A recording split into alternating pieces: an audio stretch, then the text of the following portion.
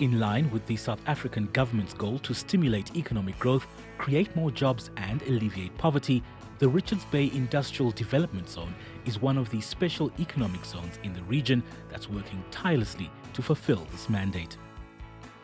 And the completion of the first phase of the Wilmar Processing Plant has been welcomed with great jubilation, given the opportunities this refinery will create for both the KwaZulu-Natal region and to fulfill the country's future ambitions to trade more local products within the African continent. So we are delighted that Richards Bay ITZ is able to host such a gigantic and a phenomenal tool that is going to assist the province of KwaZulu-Natal in general. Currently on the issue of construction, probably 1,000 people are on site, but at the end, probably 200. It will depend because this is the first phase. In the second phase and the third phase, it means that government must harness.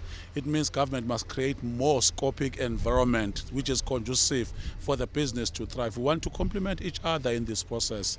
And as the province of KwaZulu-Natal, we are delighted that the coastline, the 600-kilometer coastline, is already giving us what is due to us in terms of the berthing of the pipeline is something that is critical for us in terms of the topography and the scope. This project is going on in RBIDZ over 10 hectares land. So it consists of a 2.6 kilometer pipeline from the berth till the site. And at the site, we have 41,700 tons of storage capacity. We're going to have a refinery of 500 metric ton. We will have a fractionation plant of 500 metric ton per day, plus packing plants where we're going to make consumer packed goods. And we will be selling them in the region of KZN and also the other coastal region like Eastern Cape and all the stuff. They've completed the pipeline that takes crude oil from the port to where the plant is. They are starting to ship out some of the oil, both in tankers and in terms of small trucks.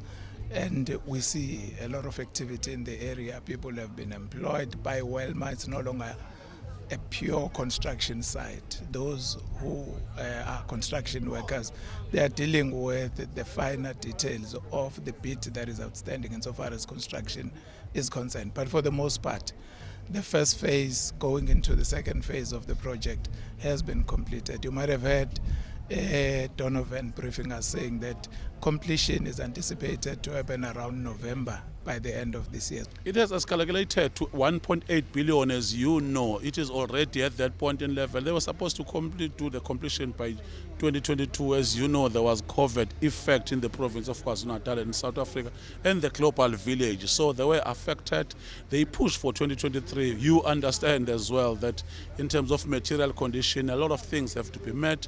We are delighted that as much as they saying that they've invested 1.8 billion, but they are still willing, which is why currently they've started creating revenue by trading in the first phase, which is key for us, and they can still extend in the near future depending on the gravitas element of what we're going to do as the government. And we are already do the undertaking that we are going to work closer with them, and we want to create more space for such companies who are investing in the province.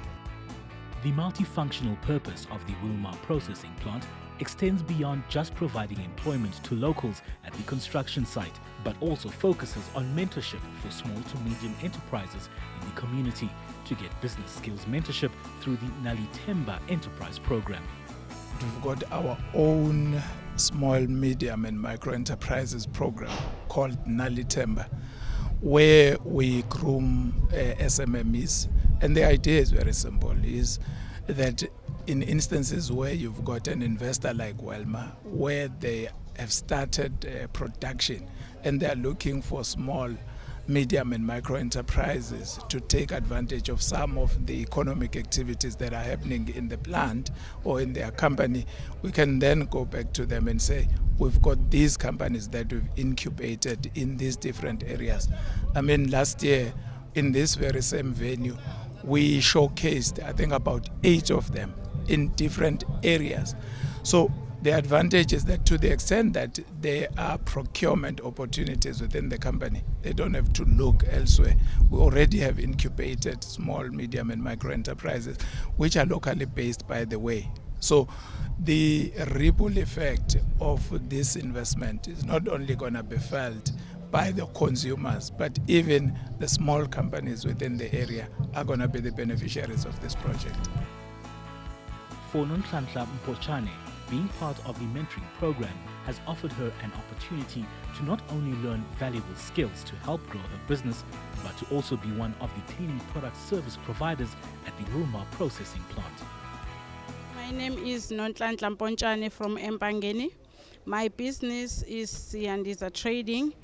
We named our product as Petchem. We are manufacturing locally at Empangeni, where you can find us. This is our products. You can see them. They are user-friendly. We are here with IDZ because we are beneficiaries of IDZ under Nalitemba program, where they took us step by step until they interview us and make us meet with Wilmar. Then it's where we discuss with Wilmar and present our businesses. I'm the one who was chosen as the company who's going to supply Wilmar the cleaning chemicals. So that is why I'm here today. I'm so grateful, and thanks to IDZ and thanks to Wilmar for taking in consideration of us as women. The benefits that I've received, they started by mentoring us, and then we are still receiving the mentorship under Nalitemba. Each time when we do business, we know that we have our mentor for free. We don't pay. We consult. They take us step by step until we get to Wilmar, and we're looking forward to another funders or another investors that come their way in Richards Bay. My plan for the company is once to grow to where I have my own standalone manufacturing workshop, because now as I'm speaking, I'm using my double garage where I'm manufacturing this, and we are SAPS approved at the level of the garage. We have also the barcoding system. We are also supplying government schools. We're also looking forward that one day we supply even more public entities, even ITZ as a whole, as they are beneficiary company. The value chain is critical for this. You know, there is logistics, there are retails, there are suppliers, people who are going to be local, they are going to benefit in this process, because as long as we have this company, it means the suppliers, the goods are going to benefit. It means those who have trucking companies are also going to benefit. Those who are coming with technology, new technological component, are going to benefit as the size and the environment becomes more. As we transition towards fifth industrial revolution, this company will also be tapping from that process. So we are going to be saying that people must come closer, people must benefit. And Richards Bay IDZ complies completely with the BE element of South Africa. So it is something that is going to be good for the local people, but locally we mean South Africa at large, because you might find that there will be remnants of skills that can't be found within the Richards Bay, that can't be found in the province of KwaZulu-Natal. So we are open enough to accommodate and embrace such versatility and those variables to be in the process. The good thing is that the stuff that they are manufacturing is not only meant for the local community or the district of King Cetshwayo or of the province of KwaZulu-Natal. It's stuff that is consumed not only in South Africa but across the globe. You've seen their oil. You've seen some of the rice. I wasn't even aware that part of the stuff that they produce is rice. You've seen the mayonnaise. So all of those things are things that are consumed countrywide.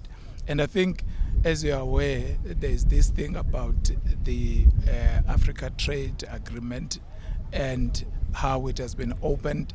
The point that I'm trying to make is that this can also be a springboard for the IDZ in particular to participate in that process, because the borders, insofar as free trade is concerned has been opened by the President. And with products like this, we've got no reason why we can't take advantage of that free trade agreement.